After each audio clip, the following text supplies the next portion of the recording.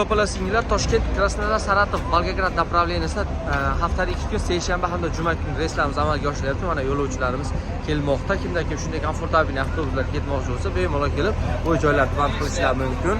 Avtobuslar bepul akalar Qo'yliqqa kelasizlar. Perim Ufa yo'nalishi bo'yicha har xudo xolasa seshanba juma kuni reyslar amalga oshgan. Ufa Perim ham bor. Qo'shimchasiz.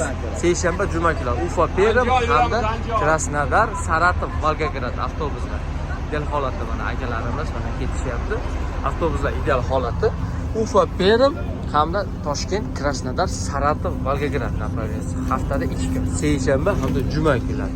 Avtobuslarimiz resmi bo'lganligi uchun to'lsa to'lmasa yuradi.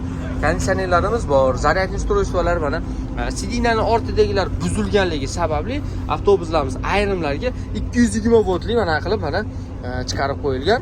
Bemalol kelib zaryadnilarni olib ketsanglar bo'laveradi. Monitorlar bor, video kameralar ishlayapti.